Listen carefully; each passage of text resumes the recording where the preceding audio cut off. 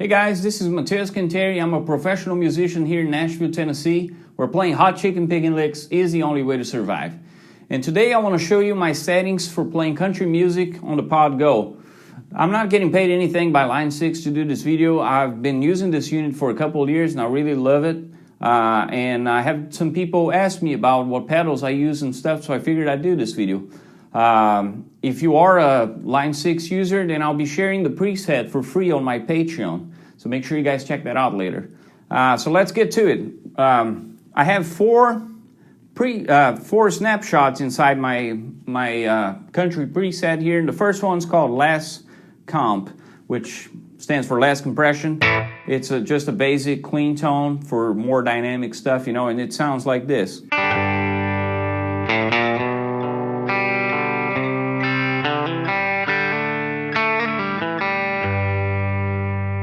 It's really great, very dynamic. Let me show you what the expression pedal does on all my snapshots here. So I control the amount of delay I want with it. So right now I have no delay. If I press it a little bit,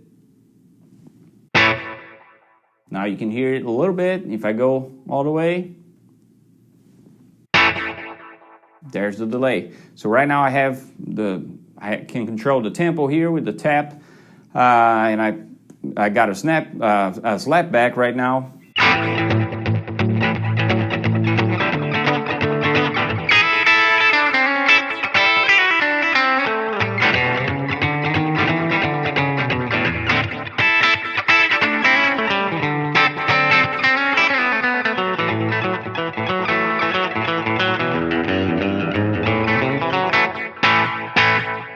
Well, let's have a look inside now, what's going on here. So if I click View, the first thing I have here is a parametric EQ, which is doing nothing as far as like EQ, but if we go to the last page here, I got it boosting the signal in 3 dB. So it's just so the guitar signal is a little hotter when it hits the rest of the signal chain. The next thing, I have a compressor here. I set the threshold, which will depend on your guitar pickup. The attack is very important. I have it at 38 milliseconds, and I find that to be the sweet spot, so it's not like doing nothing, but it's also more like it's hard to tell that there's a compressor there, which I like that. I don't want it to be too evident. And then the mix is at 70%. And it's also boosting the signal in another dB. So it hits the next part of the chain a little hotter, which is our distortion, which is not going on right now, but it's a super distortion. It's like the called something else here, but it's like a Boss super distortion. And then we go into the amp, which is a Fender Deluxe Reverb on the vibrato channel. That's important because the pod has the normal channel as well, and it does not sound the same. I really like the vibrato channel way better. The drive's at 3, bass 5, mid 6.8, and the highs at 5.3. No presence, and I didn't mess with anything else really. Just the channel volume and all that. That's it. Next we have the cab, which is just a Fender cab, 112. I have a rebound mic, 160. 2 inches away from the cone. No early reflections. Low cut, I set it at 130 hertz, and then the high cut at 8 kilohertz, and that's it. The rest is just volume. Then I have the delay, which is the transistor tape, which I love. It's got a little bit of modulation, like tape modulation, so it just adds another layer of depth, you know, especially when you play like at slower tempos, but even the slapback sounds better in my opinion. And like I said, I set the time to dotted 8, and I can control how much of it in the mix I have with the expression pedal, which is very easy to do with the pod. Then, you know, feedback 54%. And then the rest is kind of the amount of modulation, which I think I even left it default. And then the last thing is my reverb, which is the Hot Springs, the spring reverb. I like the high drip here. It just gives it a little more character, and it's easier to hear it live. And then the mix, of course, I adjusted the high cut and the low cut, the spring count and all that. And then the mix, I have it at 24%, but I'll tell you what, if I'm recording on a track and I know it's going to be mixed, I usually dial it back to 10%, so it's barely there. It's just, smoothing out the sharpness of the tone, but I like dialing it back so it's more in your face in case you want that in the mix. And if you don't want that, then you can add, delays and reverbs and all that stuff that you usually do on the mix anyway. So I like to leave it more dry. But that's it. Live, when I play live, I leave it at 24%. And that's my first clean snapshot there, which again sounds like this. Let me dial back the delay.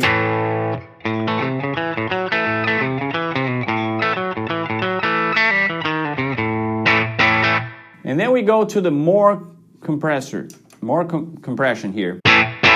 Sounds like this. This is for the chicken picking stuff,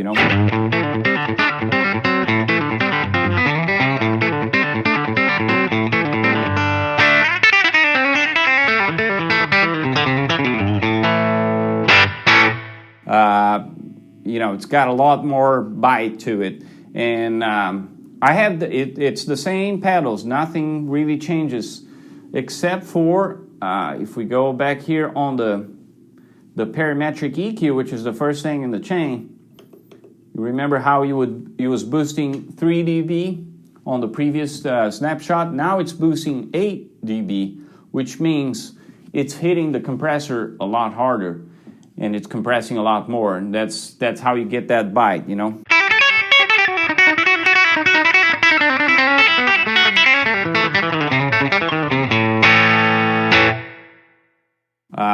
Next, we have the crunch preset here, which now we have the distortion on. I think the EQ, we're boosting 5 dB now on the EQ. Compressor is the same, and then the overdrive is the like I said, the Boss super overdrive, the SD1, and then the drive is at 2, tone 0, and level 5 for this setting in particular. And this is for like rhythm playing with a little bit of drive. Sometimes it cuts through better. Sometimes I play with a smaller band, like a trio, and it just helps to fill out the sound some,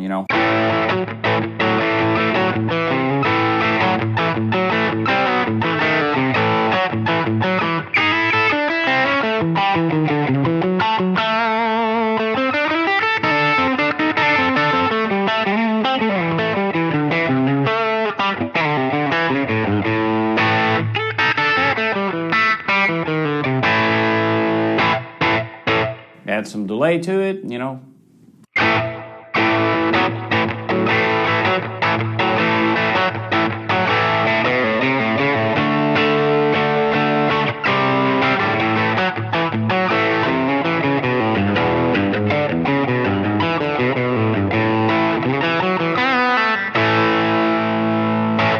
So that's the crunch setting, Even if you do some double stops and stuff, it still sounds clean enough,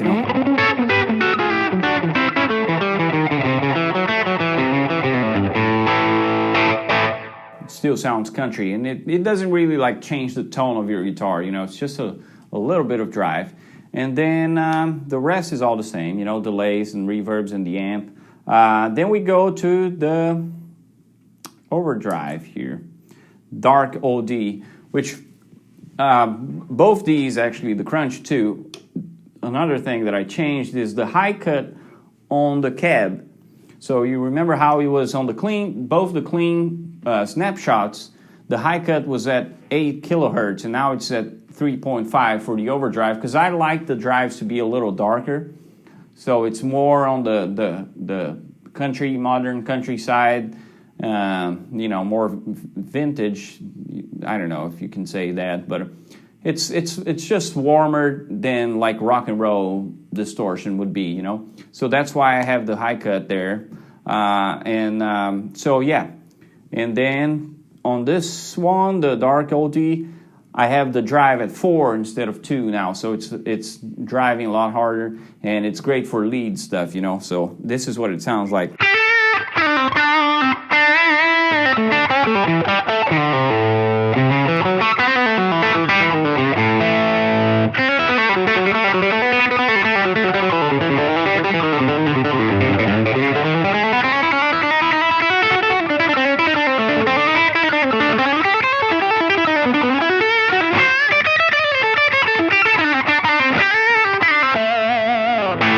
With no delay, and I can add the more delay here.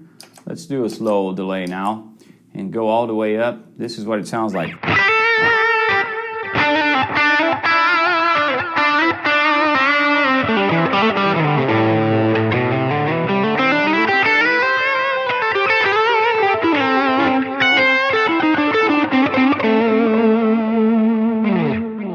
And you can really hear the modulation going with those longer settings, you know. If I roll back the volume here to play some like modern country, more ambient stuff, it's really cool too, you know.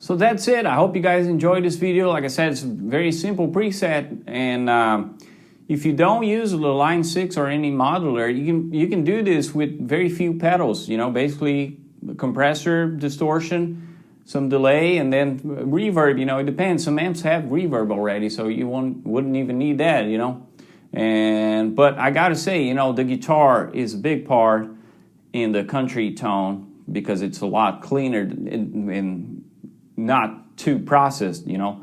So the guitar I use is made by HC Guitars. This one's one of my favorites for the bridge tone. It's just amazing. The pickups are also made by HC Guitars, so make sure you guys check them out as well. And like I said, you know, the guitar is a big part of the tone, and so is your amp. You know, you got to have a good clean sound coming from your amp. And that's it. Like I said, all the rest of it is pretty simple stuff. You don't need a whole lot of pedals, nothing too crazy. And I hope you guys enjoyed the video, and if you did, make sure you click like, subscribe. Check out my playlist here. I have several free country guitar lessons. I also have content on Patreon. I have instructional videos for sale here, links in the description. And that's it. Thank you so much for watching. I'll see you next time.